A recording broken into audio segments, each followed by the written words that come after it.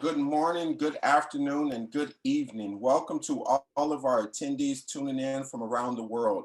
Today's broadcast of Invisible Women in Sport is an Institute for Sport and Social Justice production. I am your producer, Garnett Overby III. All guests will be muted during this production, but I encourage you to use the chat feature to ask questions or leave a comment. We will reserve time near the end to answer a few questions. So now, without further ado, I would like to welcome our host, Taylor Middleton. Hi, everyone.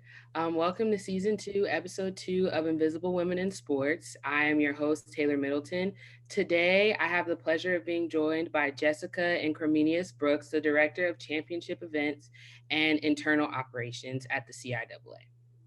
So for today, for our icebreaker, last episode we did rapid fire. Today we are going to do two truths and a lie. So we want everybody to get as active as possible in the chat. So I'm going to start first with two truths and a lie, and then Jessica will go. So for my two truths and a lie, I'm going to start.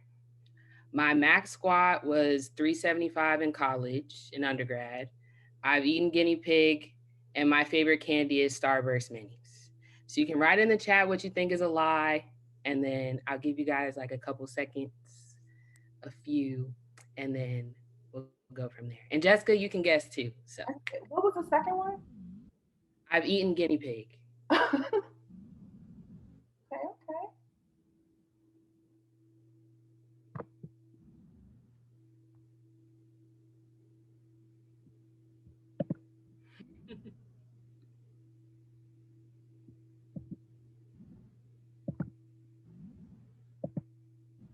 Okay. Jackie, I had a pet guinea pig. No way. Okay.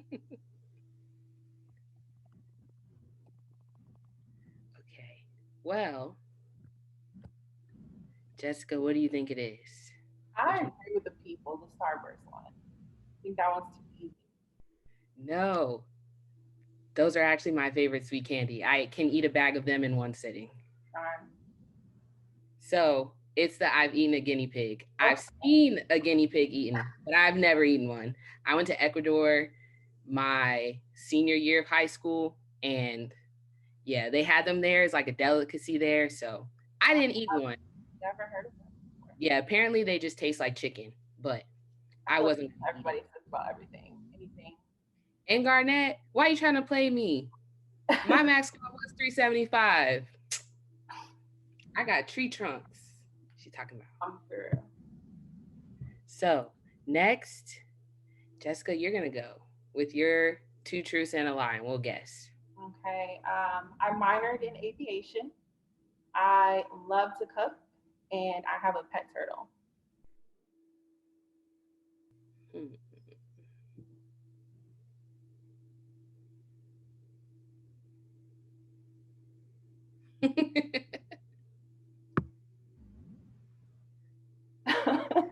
I say you don't cook.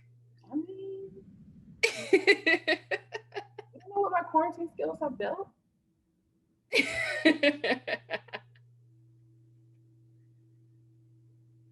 So I think I'm also gonna go with the people and say the cooking one. What? Okay.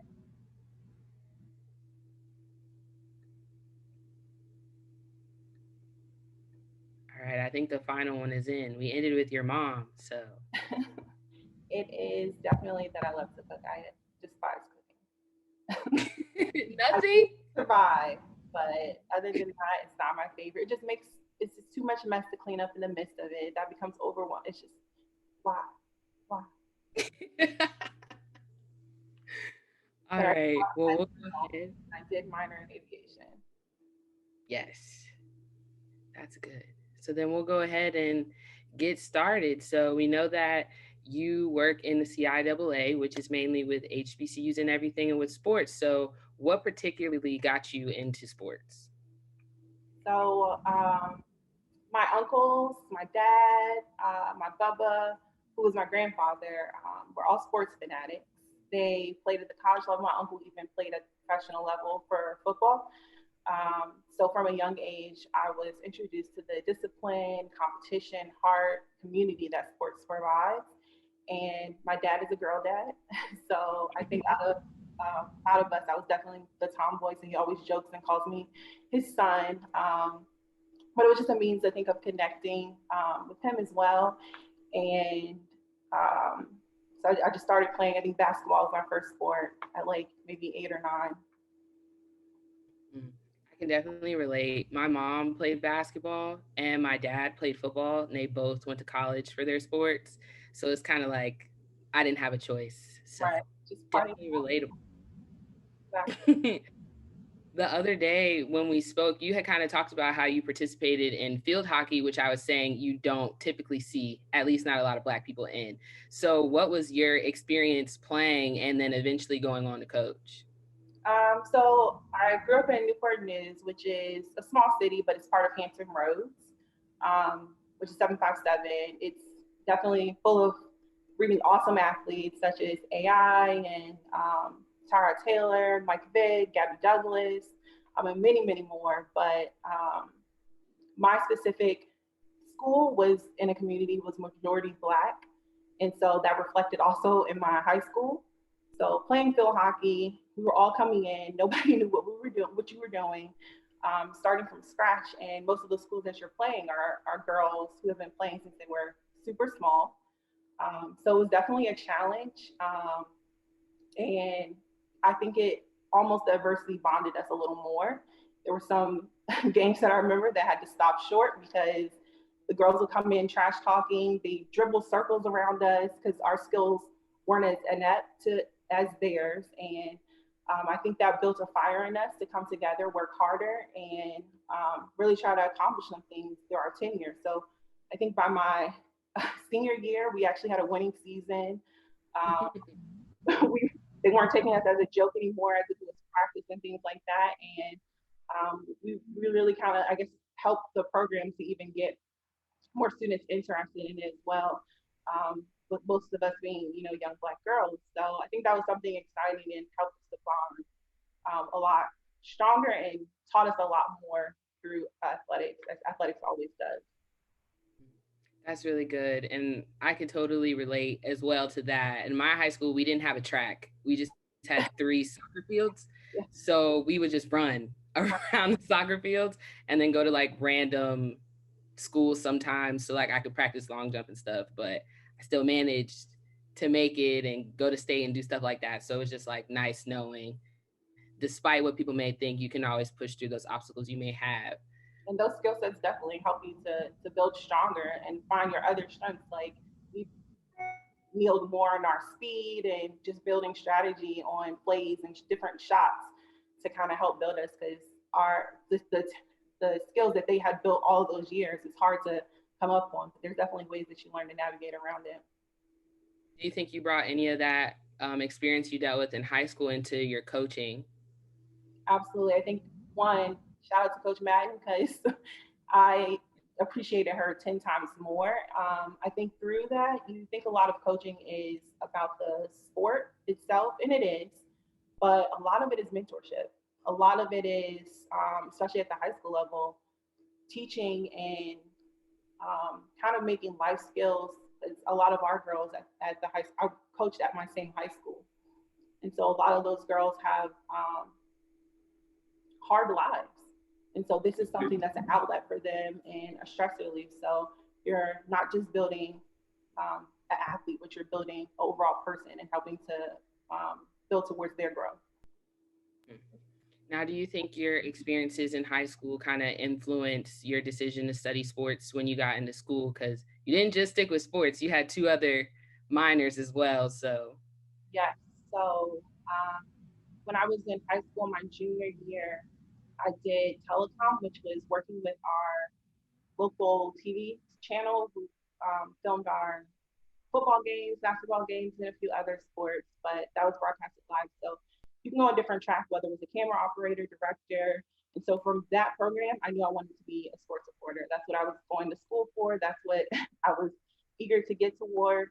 And I got to college and I felt like their communication program, I already had been through all of that. I knew what I was doing as far as the basic just from the previous program.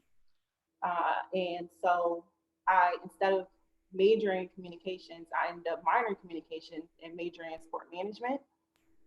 And then from there, I ended up double minoring and getting my aviation degree because I knew I was going to have to go to graduate school, and I wanted to take a break in between, travel a little bit, and save up some money before going to grad school. So I ended up doing a track through aviation for flight attendants, which was awesome experience as well. You go through all the trauma of fire safety and lifeguard training and even in-flight training as well. So it was a really cool program. That's good. That's good. And I also noticed, like, with you going into school, there's about a 6 year gap in between you doing your undergrad and then finishing your MBA. And I just wanted to know, like, how that kind of transition was for you. And then also, like, how important it was for you as a Black woman to go and get your next degree. Yeah, it was absolutely important to me. And like I said, something I kind of knew off bat that I wanted and needed to do. But um, through that transition, I actually went to do my internship with the CIAA, and then took after my internship, was applying for flight training or different flight airlines, and ended up also doing coaching. And I worked at a group home thanks to my godmom. And through that process, I actually ended up getting called back to work back at the CIAA as a graduate assistant by Commissioner McWilliams. And it was just such a great opportunity and a way for me to go ahead and get into the field now and also earn money and be able to pay for graduate school. So I ended up starting off maybe a year after that with grad school and realizing it was just too much with the demand of what I was doing at work and learning. And I was just so intrigued and interested. So I ended up doing a semester on, semester off. So it took me a little bit more time to get it done, but I wouldn't take back the valuable hands-on skills that I had or job skills that I was able to achieve while I was doing both. So Now, you mentioned Jackie. yes. And for those of you who don't know, Miss Jackie Williams was the first woman to serve as the commissioner for the CIAA and the first appointed African American commissioner representing NCAA Division One, Two, and Three. So that is a very, very big role, especially as a Black woman. So what was it like for you working with her and being able to, just be up under her wing? Yeah, I mean, beyond her breaking that glass ceiling and being one of the first, she's also just a pretty great boss in general. So it's absolutely a benefit to work so closely with someone who was able to overcome all the obstacles that likely many of us will face. And she's also just always so willing to share the feedback and advice on everything. So through my duration, I've been able to see her lead through some crazy things. She's canceled, or we had to cancel a football championship. We've gone through COVID. We've had to deal with House Bill 2. There's been so many challenges that I've gotten to see her lead and be such a dynamic leader through, that it's been an extreme benefit to my career. And I think just learning how to be a great leader in general. I apologize if I didn't pronounce Mick Williams enough when I said her name. So Jackie Mick Williams, I apologize for that. But what is some advice that she gave you that you continue to use in your role now? She drops so many gems, but I think the biggest thing, and she lives this too, is just being authentic and knowing that you have so much to offer and you're in this place and they bring you in because of who you are. And so don't be, I'm very observant when I first enter a space and sometimes can be too silent. And so I think she always challenges me and pushes me to know, you have a voice and you're able to use it no matter what the space is. So I think that's probably my biggest takeaway that I even continue to work on now. But she definitely drops a million gems a week, so it's hard to pick. That's really good. So when you were going from assistant director to head director, what was that transition like? And did you find yourself using your voice more being in that new role? Absolutely. I'm huge on organization and priority list and um, always want to have a plan B, C, D, just of anything that can happen. So I think the biggest thing was just remaining organized, but also using my resources. I think this is another thing she taught me. There's so many, not just women, but also men in the field that I admire. And it never hurts to reach out and ask. So if there's a skill set or a tool that I know somebody has and they do really well, I don't care if you're at a completely different conference than me or a completely different level.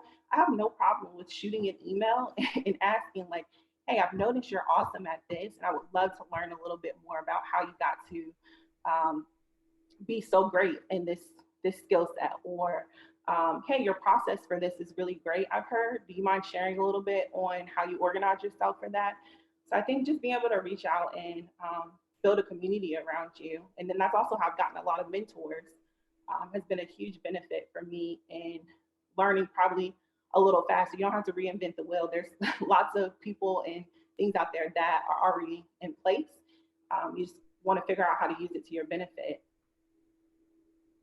So for your role, you wear many hats from what I read in your bio. So um, you said like in your GA position when you were working, there was a lot of different things that you learned there as well. So how have you implemented both of those into the job you have currently? Absolutely. I think my experience is so unique because a lot of people start ground up and have learned the execution pieces of things. But in working side by side with Commissioner, I was really able to reflect more, learn more on the strategic part of things and kind of top level thinking and look at that and see how that process works. And then it wasn't until I became the assistant director that I was really able to have that hands-on experience of ordering signage and logistic calls and host contracts and composite schedules. So I think learning first top up and then learning how to be in those spaces with board members and presidents and things like that was super beneficial to my progress. And so I would say that was probably I guess the biggest lesson or the biggest helpful piece of my journey is kind of learning, I think, in a different way than most people do.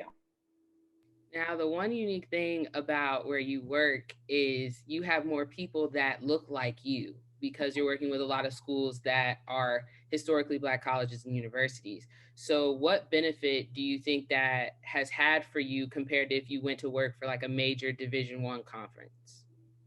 So to me, CWA is definitely major in itself. Our resources look a little different, but we absolutely make the most of everything. I think coming from Liberty, it was a really hard experience and complete culture shock. As I told you, I went from a high school that was majority Black then to going to Liberty, which I think I really learned how people view me or how the world views me a little differently. And I experienced things I had never really experienced before. But even there, I was able to build strong friendships and community that allowed me to get through that process and overcome when in situations where, it felt like everybody wanted me to not win. And so getting my degree from there was really exciting. But then I also knew in looking for my internships that I wanted to be in a space that felt inclusive and really supported who I was as a person fully. And so being at the CIAA, I think that the ability to not shy away from the fact that I am a person, a woman of color, and a Black woman, and be able to embrace that. And then also the nurturing side and the just, I guess, family unit that is created with among our institutions. And when it's competition time, they go hard. But at the end of the day, we're absolutely all family.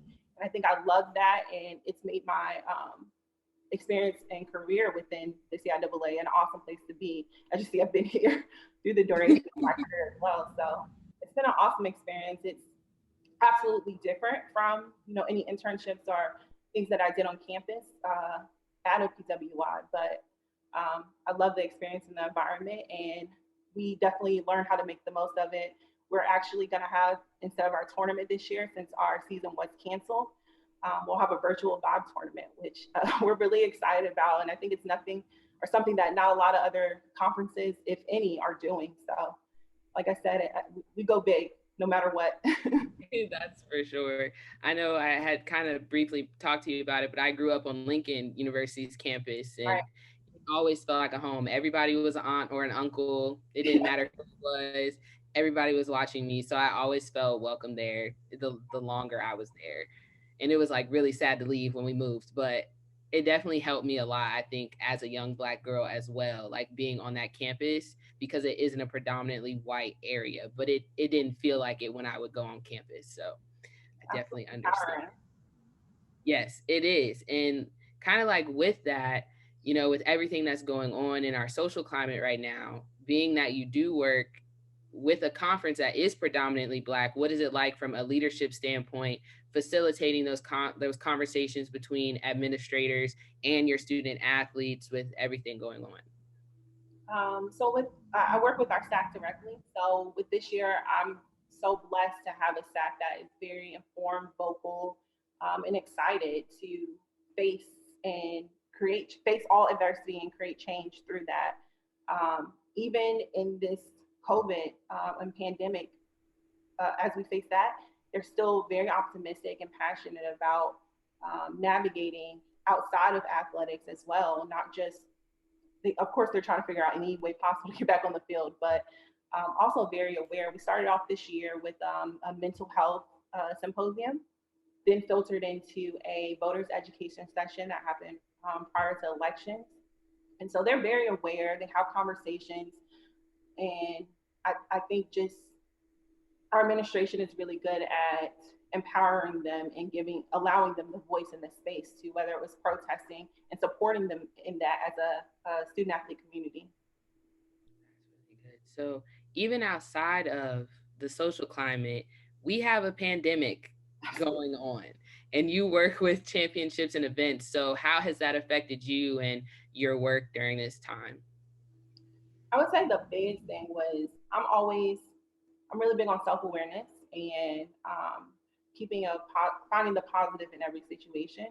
And so at first it was extremely challenging. I'm basically learning a whole new way of creating events. And my favorite part of events is the impact and memories that it creates for people, seeing people come into the space and just being awed or loving the photo booth that we set up or whatever else that is there for them.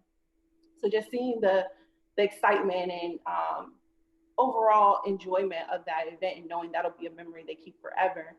And so virtual events don't necessarily happen the same way, but I had to take the positive out of it and really learn all the cool icebreakers or ways of engagement, worksheets, different methods to engage in that same concept, but just do it virtually. And then we're also able to reach, instead of my 40 students that I'm able to typically bring to an event, I now can reach the whole student athlete population if I need to. So I think that that's the benefit of this space. And it was just more of a change of mind versus feeling defeated or not enjoying the space as much based on it looking different.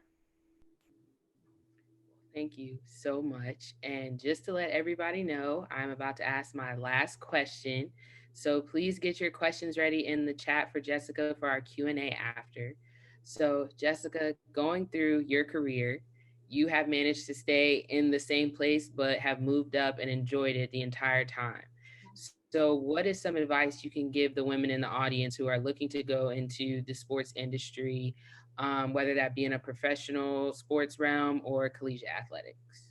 Um, I would say go for what you want, but go in authentic and prepared, knowing your team or audience.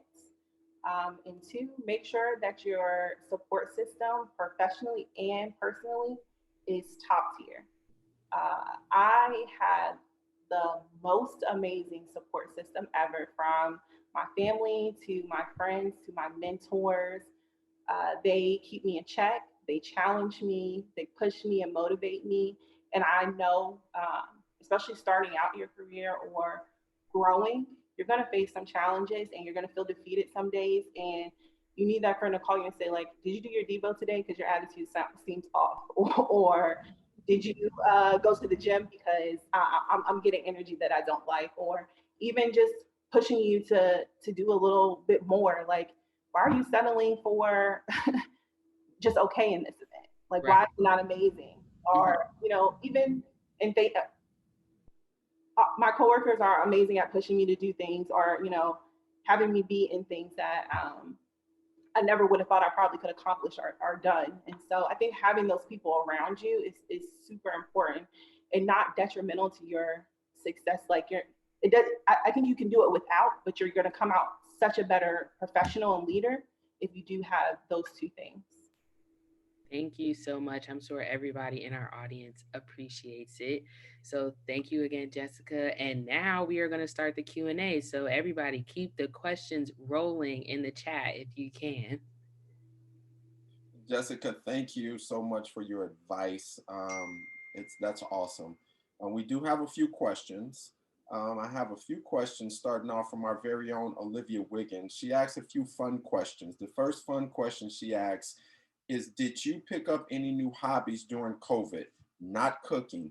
I actually did actually cook a lot more. I think typically between commuting back and forth from work and um, not I guess not necessarily having the time all the time to cook, it made it easier to have an excuse. And now my husband's just like all the time, what's for dinner? I'm like, I don't know, whatever you're bringing.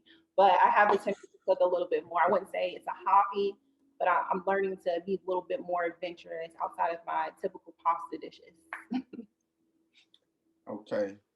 Your husband, Mr. Brooks, if you need to, you can give me a call. We'll chat offline. Olivia is also asking, if you could do anything in the world besides what you're doing now, what would it be? Honestly, I really love traveling. So I think I probably would have still kind of fell back on the flight attendant plan, or I'm also like taking pictures. So photography, I love landscapes, sunsets, things like that. Um, so something in that nature. I would own a zoo. I love or not a zoo, like a safe habitat for animals. I love turtles and exotic animals, but um, for those who are injured, I probably would do something in that realm. Jessica, you're filled with all kind of surprises for us All over today. the place, all over the place. Olivia also asks, going from Liberty to the CIAA, how did the cultures differ between the two organizations?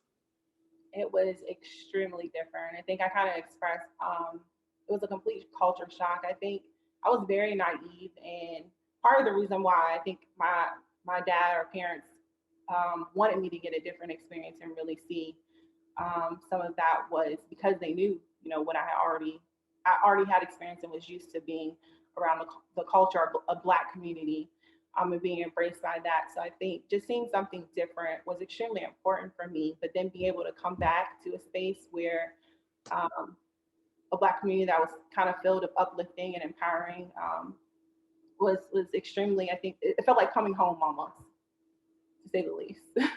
But definitely different dynamics.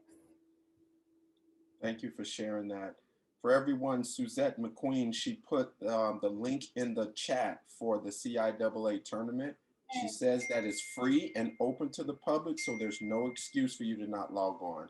Absolutely. We have some great talent coming in, lots of concerts, quite a few sessions on mental health, financial literacy. We have the education day for our high schools looking to go to college to get information on our institutions, for Expo, which is for people in the community who are looking for jobs, whether it's job seeking or changing careers. It's all kinds of things. So definitely check us out. Very good. Thank you for that. We have a question from Demi Ballard, and Demi is asking, what's next in your career? You might have talked about this a little bit, but Demi is saying, do you see yourself expanding in the CIAA, or are you going to pursue a career in aviation? No, I definitely think at this point, I love the impact. And I don't know if we really touched on this, but I think throughout my career, I've always had some type of, whether it's volunteering, that mentorship. And so just being able to impact young people and help them grow, whether it's providing, career experience or um, having that student athlete development piece in there is so important to me. And I just love just the impact that we're able to create in student athletes' lives. So I definitely see myself staying within athletics, collegiate athletics. But I think that Jackie McWilliams is happy with that response. From our very own Larissa Campalo, she asked the question, if you could go back in time, what advice would you give to yourself? I would say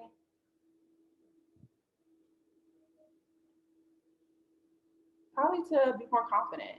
Um, I think I definitely, throughout the process, struggled with confidence. And this is something that I think all of my mentors have always told me, just to kind of continue to work on being more confident. So I think that whole advice for anyone that's growing in the industry, go for what you want.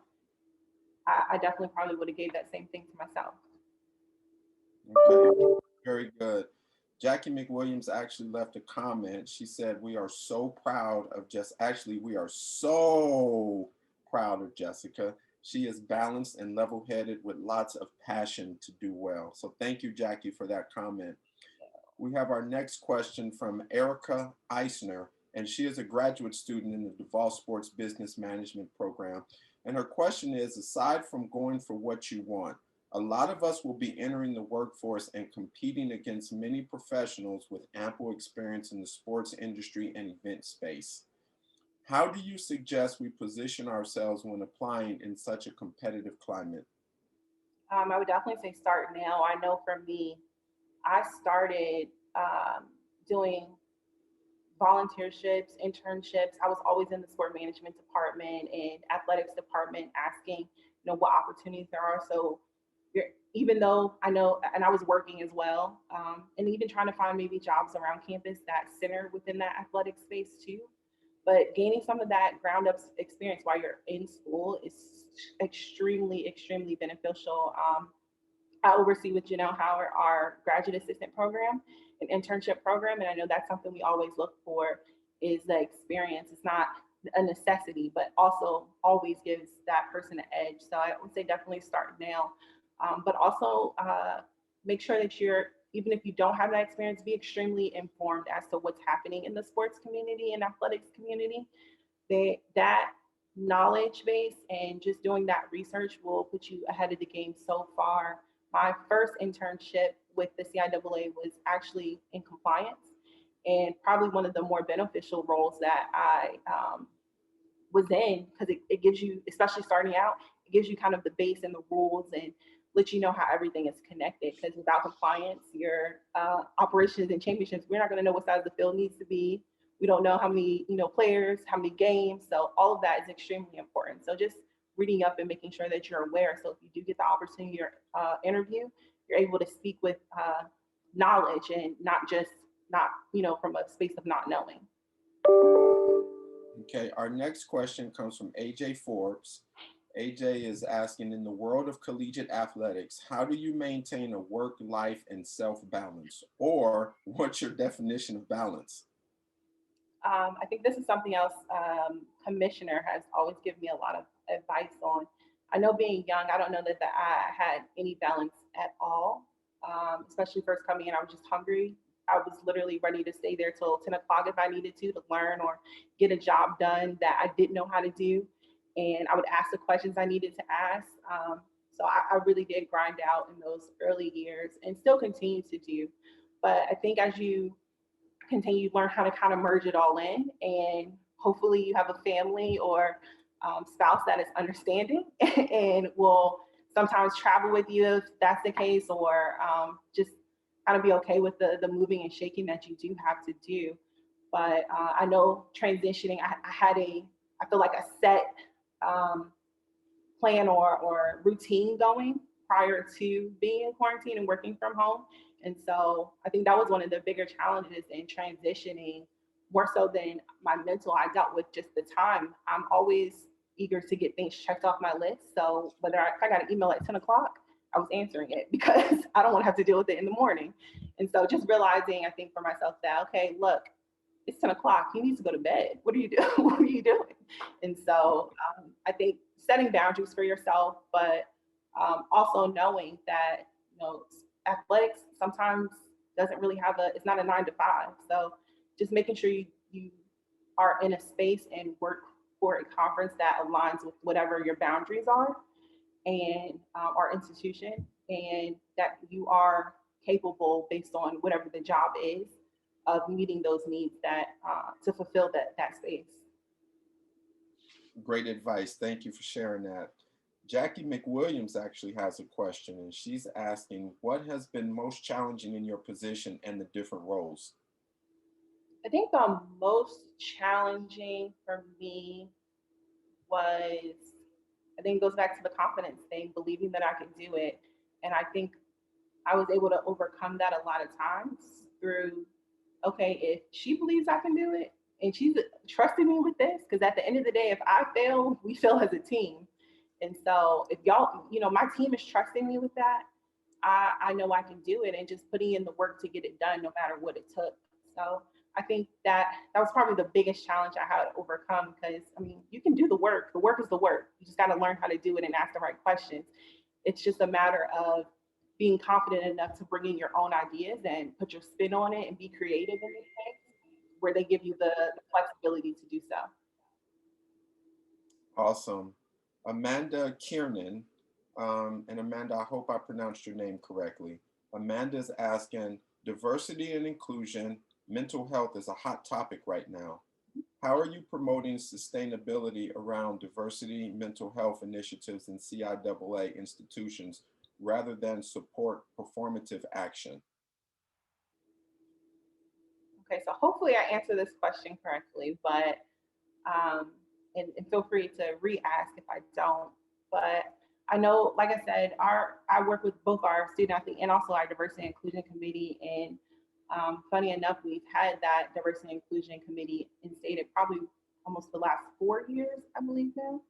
And so the diversity and inclusion is not really something new for us into our organization. We every year during tournament, as well as with our coaches and administrators, have some type of diversity and inclusion training with different topics. We're always addressing mental health and things like that, and have been, as well as inclusion. And so I think it was just taking whatever the newest issue or newest, most prominent topic is within our conference, and making sure that we address it in that year is always what's most important to us. And then also bringing that impact not just within our conference, but also our host communities from each championship as well. So I think that was the biggest thing, not just kind of talking through it, but actually putting action into it as well. Awesome. Thank you. Um, we actually have a comment from your mom, Miss Lisa Incorminias. She says, I'm so proud and so inspired by her. I learned so much about her from this experience. Thanks for seeing who we know she is. That's my big girl. I'm going to turn it back over now to Taylor. Thank you again so much, Jessica. This has been really, really great today, and we really appreciate you being here with us. No, thank you guys. I appreciate being able to be here. I love the work that you guys are doing, and definitely keep it up. You're awesome. I will definitely be staying in touch. So, Yeah. so for everyone, please tune in on February 25th at 2 p.m. for episode 3, where I will be speaking with Kayla Shea Menendez. She is the Senior Director of Leadership Programming and Events at Women Leaders in College Sport. And please follow us on all social media platforms. We thank you for all your support of Invisible Women in Sport. We are a nonprofit organization with other programs that impact various social justice issues. Please use the QR code to support us with a financial gift as we continue to change lives through the power of sport. Thank you. Today, I'm your host, Taylor Middleton, and thank you again, Jessica, for being our guest. Thank you to our producer, Garnett L. Overby III, our advising consultant, Matt Edelson, who unfortunately could not be here today, but we know he's watching somewhere. Our graduate assistants, Larissa Campello and Olivia Wiggins, and our blog writer, Kennedy Collins. Special thank you to all the organizations who have been supporting us through this special time. Again, if you would like to listen, you can listen on Google Play, Apple Podcasts, or Spotify. And again, please follow us on all social media platforms to stay up to date and informed on future programs at Institute SSJ. If ever miss an episode, we've got you covered on YouTube, and we have all our episodes posted and up to date. Again, tune in on February 25th at 2 for episode 3 with Kayla Shea. Also, viewers, we need your feedback to make Invisible Women in Sports the best it can be. Following today's episode, you will receive a short survey. Please complete and submit it to us. And again, please be prepared for episode 3 with Kayla Shea.